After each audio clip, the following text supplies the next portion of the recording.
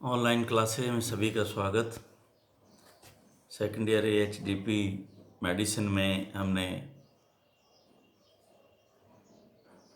ये जो मिनरल्स के बारे में पढ़ रहे थे, डेफिशिएंसी डिजीज़ के बारे में। तो इसमें कैल्शियम की कमी, आयरन तक हम आ गए थे, आयरन को पढ़ लिया था। कैल्शियम की कमी, कैल्शियम डेफिशिएंसी से क्या होगा, ये हमने कैल्शियम को अच्छी तरह मेटाबॉलिक डिजीज़ में पढ़ लिया है। लेकिन अगेन लेट वी सी, इस लवण की कमी से पशुओं में ओस्टियोडिस्ट्रॉफी नामक हड्डियों का रोग हो जाता है। ओस्टियोडिस्ट्रॉफी, तो इसमें ओस्टियोडिस्ट्रॉफी में क्या होता है कि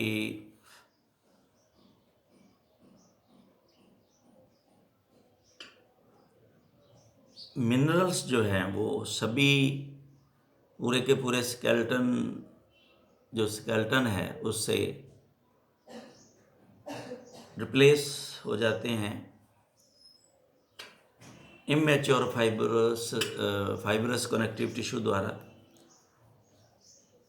ओस्टियोडिस्ट्रॉफी या ओस्टियोडिस्ट्रॉफी फाइब्रोजा, तो ये ओस्टियोडिस्ट्रॉफी फाइब्रोजा में तो फाइब्रस टिश्यू द्वारा होते हैं, लेकिन ओस्टियोडिस्ट्रॉफी में बोन का जो है वो डिस्ट्रॉफी शुरू हो जाती है, कमज़ोर होना शुरू हो जाती है।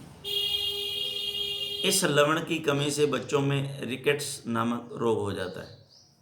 रिकेट्स, हड्डियाँ टेढ़ी हो जाना, रिकेट्स हो जाता है। इस लवण की कमी से वयस्कों में ओस्टियोमलेशिया और ओस्टियोपोरोसिस आदि रोग भी कैल्शियम की कमी से हो जाते हैं।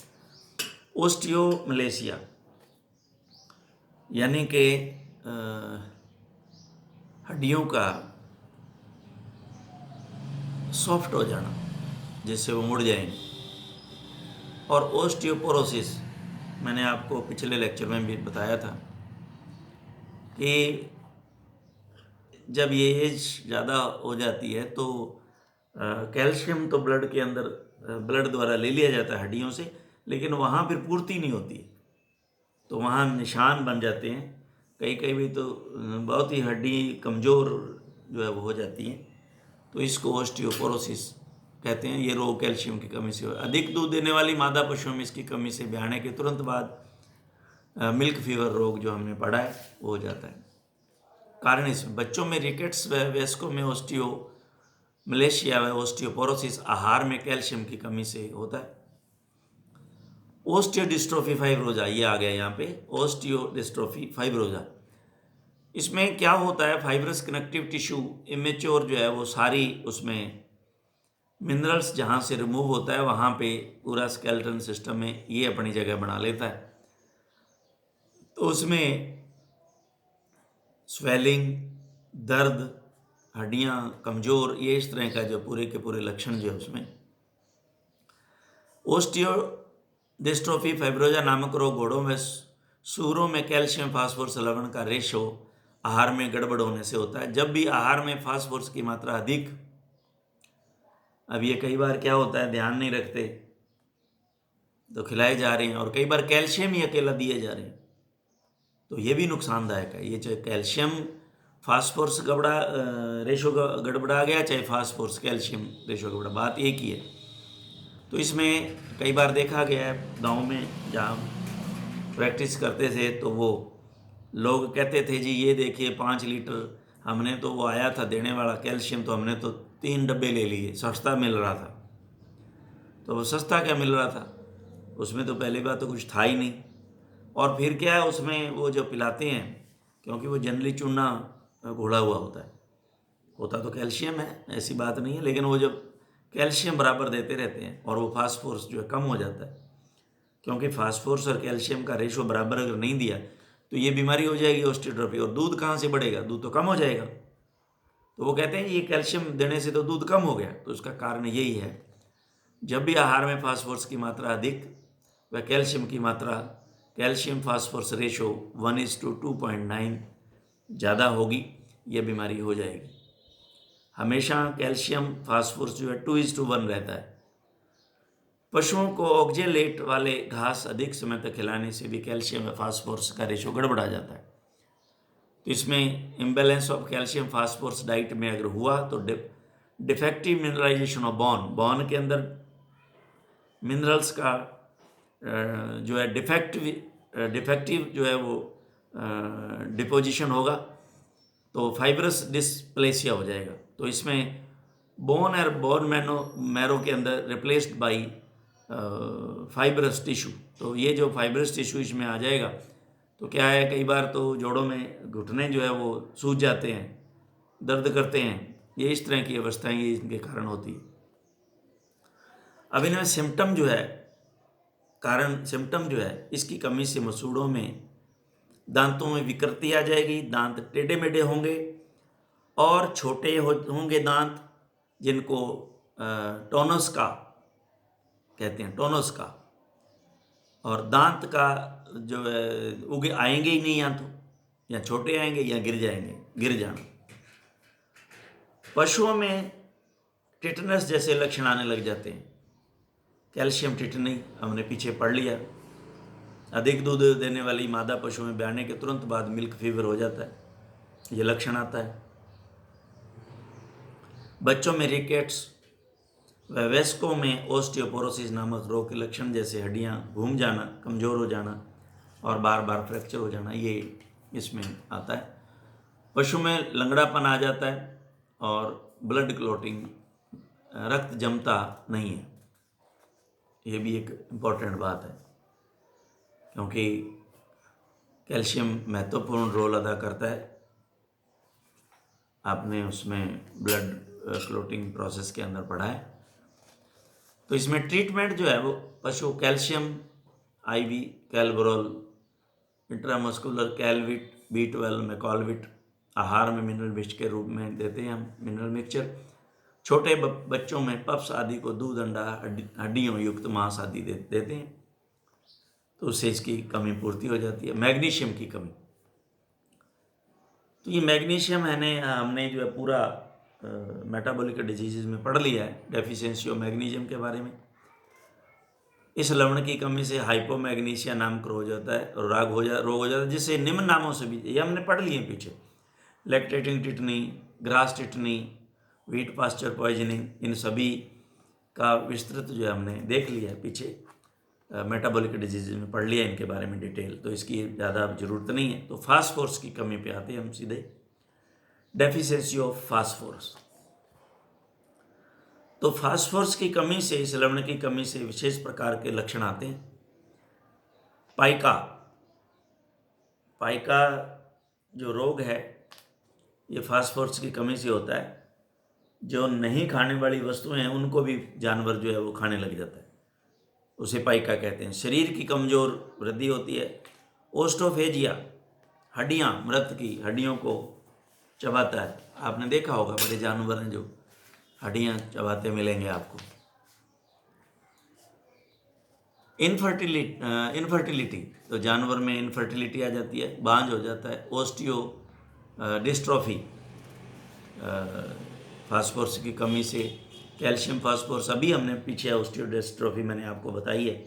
कैल्शियम फास्फोरस की अगर रेशो बिगड़ जाता है तो ओस्टियो डिस्ट्रॉफी अभी हमने पीछे जो है पढ़ी है।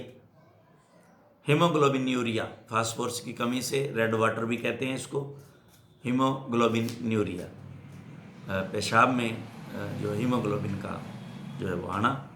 फास्फोरस की कमी से RBC टूटते हैं, ये मैंने पीछे भी आपको बताया था। RBC के टूटने से हीमोग्लोबिन जो उसमें से निकलता है तो वो जो है घुलनशील उसमें छन के गुर्दे में और फिर ये बाहर पेशाब के रास्ते आता है, तो वो हमें कलर नज़र आता है। तो रेड वाटर भी इसको कहते हैं, हीमोग्लोबिन्यूरिया, इसमें फास्फोरस।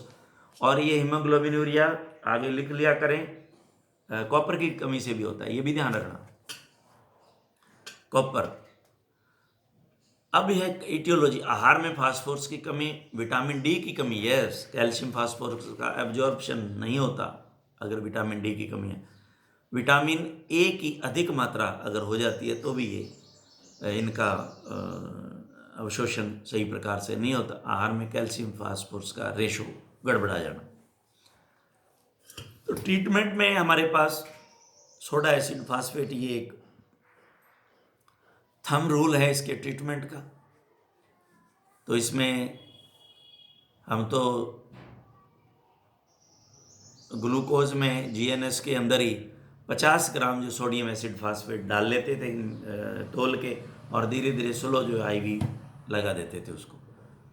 अब ये 30 ग्राम कह रहा है 300 ml वाटर में आईवी, तो ये भी ठीक है, लेकिन हम तो सीधा 50 ग्राम और उसको जीएनएस की बोतल जो है वो डीएनएस की बोतल ली और उसके अंदर ढक्कन खोला, आराम से उसको उसमें डाला, घोला और ढक्कन लगा के आईवी जो है उसको स्लो दे देते थे।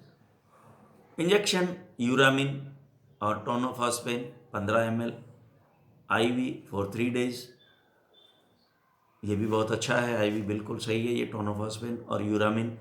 यूरामिन में शायद ये B12 साथ में होता है। कम से कम प्रतिदिन 15 ग्राम फास्फोरस आहार में साथ में दें। बोन मील देनी चाहिए, डाई कैल्शियम फास्फेट व सोडियम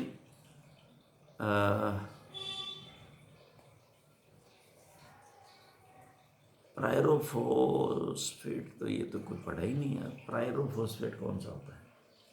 ये फोफेट नहीं है, फॉस्फेट तो है ये तो सही है। Sodium di calcium phosphate and sodium phosphate हो सकता है ये, इसको प्रायरो तो लेट वी सी नहीं है ध्यान में।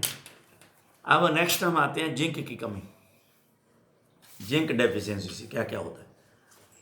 तो ये जिंक की कमी से पैरा केराटोसिस, तो ये स्किन की लेयर है, इसमें चेंजेज होते हैं। इसमें ज़्यादा डीप में जाने की ज़रूरत नहीं है।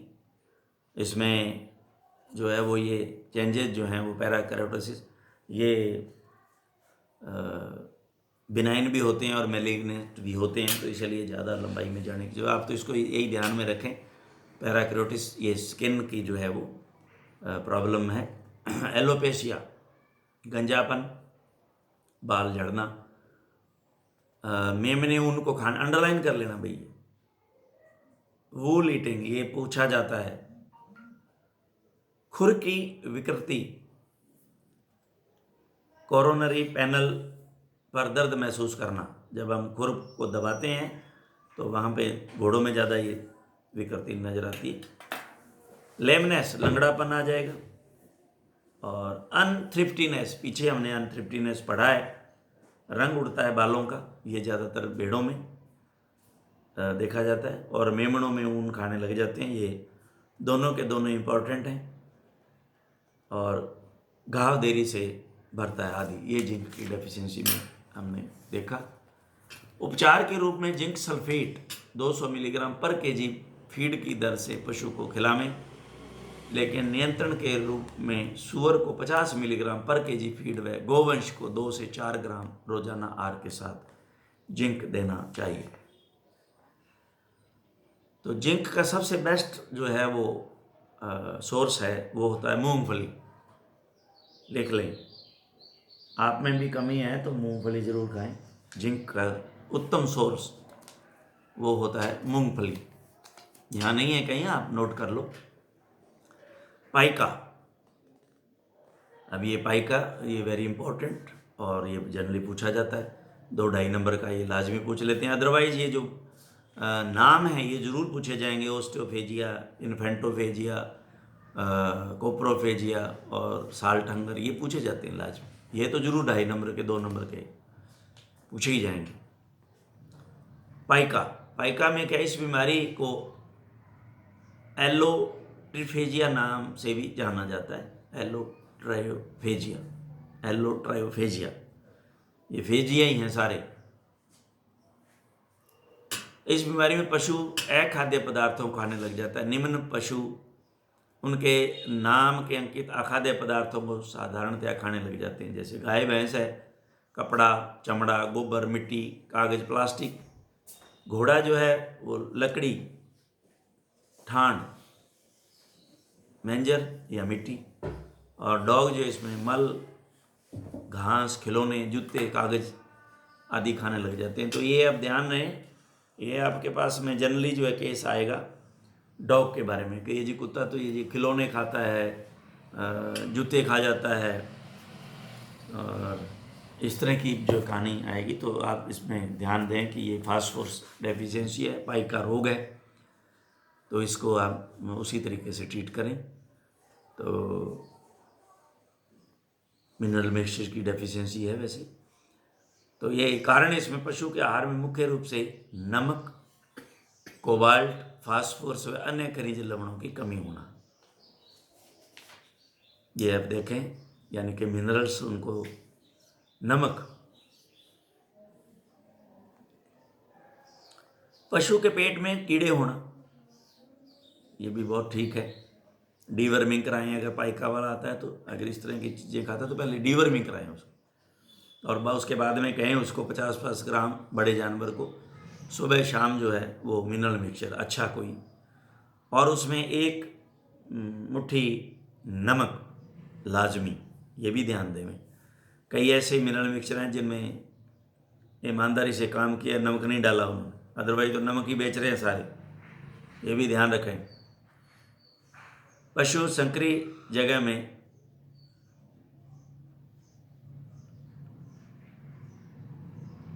रखा जाना, पशु के रेबीज नामक रोग हो जाए तो ये सब कुछ ही खाता है उसमें, तो पशु के पैंक्रियाज व पाचन संबंधी अंगों की बीमारी हो जाने पर भी अखाद्य पदार्थ खाने लग जाता है। पैंक्रियाज व पाचन संबंधी अंगों की बीमारी, और ये पाइका जो है निम्न प्रकार का होता है, ये इंपॉर्टेंट है। ओस्टियोफेजिया, अभी मैंने बताया, मृत पशुओं की हड्डियां चाटना या चबाना।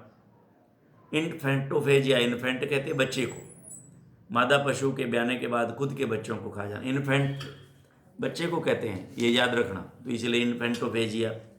ओस्टियो, हड्डी को कहते हैं ओस्टियोफेजिया। और कोप्रोफेजिया, पशु स्वयं का या अन्य का गोबर मल खाने लग जाता है, कोप्रोफेजिया। और साल्ट हंगर, यानी कि पशु दूसरे पशु की या स्वयं की चमड़ी को चाटने लग जाता है, साल्ट हंगर। तो ये नाम है, इनमें मल्टीपल चॉइस में इनमें से जरूर जो है वो कोई ना कोई पूछ लिया जाता है, अदरवाइज ये भी पूछ लिया जाता है पाइका कितने तरह का होता है। अब हमारे पास उपचार, ट्रीटमेंट में हम क्या करें इसके लिए। पशु की बीमारी के कारण का पता लगाने में कारणों को दूर करें, क्योंकि ये तो कई तरह के हैं। पशु को संतुलित व पौष्टिक आहार दें। पशु को प्रतिदिन 30 ग्राम मिनरल मिक्सचर अवश्य दें, जिनमें विटामिन ए भी होना चाहिए, और प्रतिदिन 30 ग्राम सादा नमक। देखिए कितनी अहमियत है नमक की, मिनिमम ये डेली आप पशु को देंगे ही देंगे। और समय समय पर पेट के कीड़ों की दवा, वही डीवर्मिंग कराते रहें। और पशु के ठाण में यानी मेंजर में मिनरल मिक्सचर की ईंट, वेट लिक ब्रिक के नाम से आती है ये, वो उसके ठाण में रख दें, और जब उसको ज़रूरत होगी, जब फील करेगा वो, तो नमक अच्छी चीज़ है वो खा लेगा, चाट लेगा उसको, जानवर चाटता रहता है। ये भी एक बहुत अच्छा तरीका है। इंजेक्शन विटामिन ए, डी व ई अवश्य दें इंट्रामस्कुलर 3 दिन तक। तो अब ये डी क्या करेगा, फास्फोरस कैल्शियम का एब्जॉर्प्शन को बढ़ाएगा।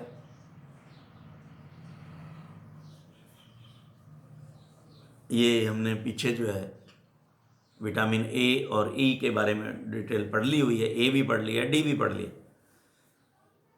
तो ये पाइका जो है वो पूछा जाता है, जो इसको पाइका को पूरे को अच्छी तरह आप इम्पोर्टेंट में लगा लें। अब ये हमारे पास ये मिनरल्स के नाम हैं इन्होंने दिए सारणी में। आज ये हमारा लास्ट चैप्टर,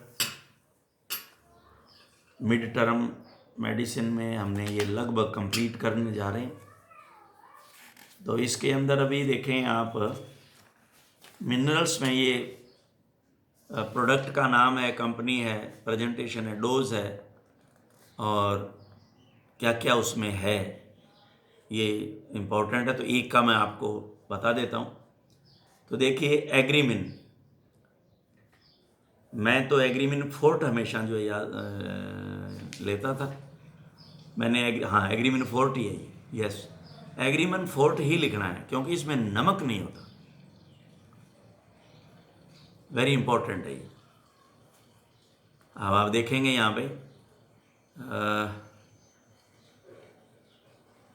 कम होता है, बहुत कम। और इसके साथ में एग्रीमिन फोर्ट के साथ में मैं ज़रूर बताता हूँ कि एक मुट्ठी नमक जो है उसको ज़रूर दिया जाए 30 ग्राम। तो ये वीरबैग कंपनी का है, 1 किलो या 5 किलो बैग में आता है। 1 किलो को पर टन कैटल फीड में या 30 ग्राम डेली इन कैटल। फिश को 10 किलो पर टन फीड के अंदर आप मिला सकते हैं। क्या क्या है इसमें? विटामिन ए है 7 lakh international unit, vitamin D3 है 70,000 इंटरनेशनल यूनिट, और vitamin E 250 milligram, nicotinamides 1000 milligram, cobalt 150, copper 1200, iodine 325, iron 1500, magnesium 6000 और मैग्नीज 1500, कैल्शियम 25%, फास्फोरस 12%। ये बिल्कुल ठीक है, 1:2 हो गया, 2 रेशो होता है 1:2 का, 2 कैल्शियम और 1 phosphorus. Potassium 100 milligram, selenium 10 milligram, sodium 5.9 milligram, zinc 9600 and sulphur 0.72%। तो ये है इनका रेशो। एग्रीमिन डायरेक्ट सीधा पाउडर भी आता है, फोर्ट भी आता है, वीरबैग का ही है। ये 1 किलो और 10 किलो में पैकिंग में आता है। तो इसमें थोड़े से ऊपर वाले साल्टों में से कुछ कम कर दिए होंगे। एलवी मक्स फोर्ट आता है एलेम्बिक का, तो ये आप पैकिंग इसके बारे में पढ़ लें में।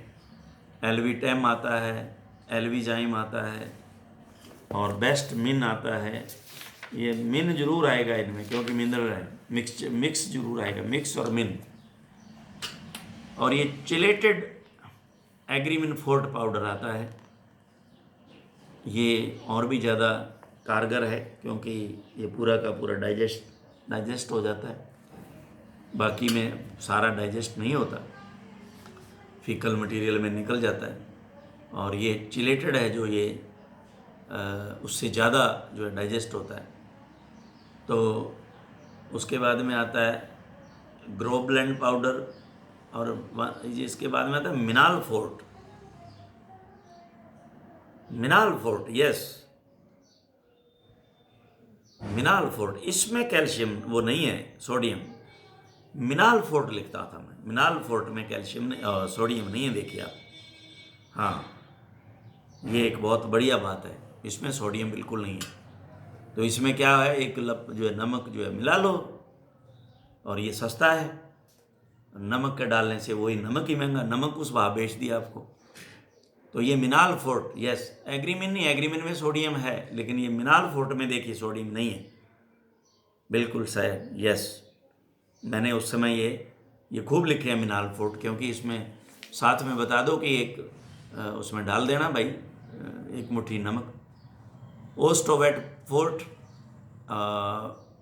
वेंट्रीमिन, कैटलिक ब्रिक, ये मैंने अभी जो पढ़ाई आपको, 2 किलो 5 किलो की ब्रिक आती है, उसमें रख देते हैं मैंजर में। और कैटलिक्स के नाम से आती है, कैटलिक ब्रिक्स के नाम से भी आती है। तो ये सिप्ला की हैं, तो ये 2 किलो 1 किलो इस तरह की ये ईंट होती हैं ये। तो ये आप उसमें इसमें रख देते हैं। तो अब ये विटामिन्स में विटा वेट प्लस लिक्विड भी आता है सिप्ला का, और ये वेट सब AD3 लिक्विड आता है। ये लिक्विड यानी कि सिरप हैं ये। और वीटा फोर्ट पाउडर आता है, वीटा फोर्ट पाउडर आता है सिप्ला का। ये विटामिन्स हैं। और वेट्सअप AD3E प्लस लिक्विड भी ये आते हैं। तो इनको आप अच्छी तरह से ये देख लें, डोज इनके बारे में लिखा हुआ है। रक्तवर्धक में फेरिटास इंजेक्शन भी आता है और टेबलेट भी आती थी।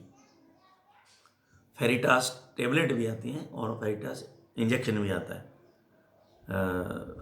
फेरस है, इम्फेरॉन भी आता है, ये हमने पीछे पढ़ लिया, और फेरिटॉन के नाम से भी आता है। तो ये मेरे ख्याल से पीछे भी शायद दिए हुए थे, ये नाम है, इनको आप नाम भी इनको जो है याद करें, ताकि फील्ड में तो आपके नाम ही आएंगे काम, तो ये नाम आप अपनी क्लिनिकल डायरी में ज़रूर नोट कर लें।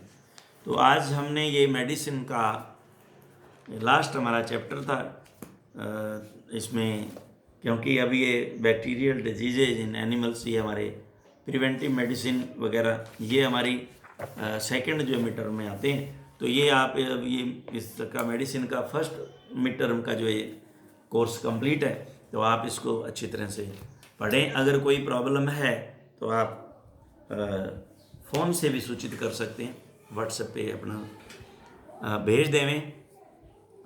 तो ज़्यादा तो मैं नहीं देख पाता, लेकिन आप भाटिया जी को भेज दें, वो लगभग करीब देख लेते हैं, तो ताकि कोई अगर इसमें प्रॉब्लम आ रही है तो उसका निदान किया जा सके। Thank you very much.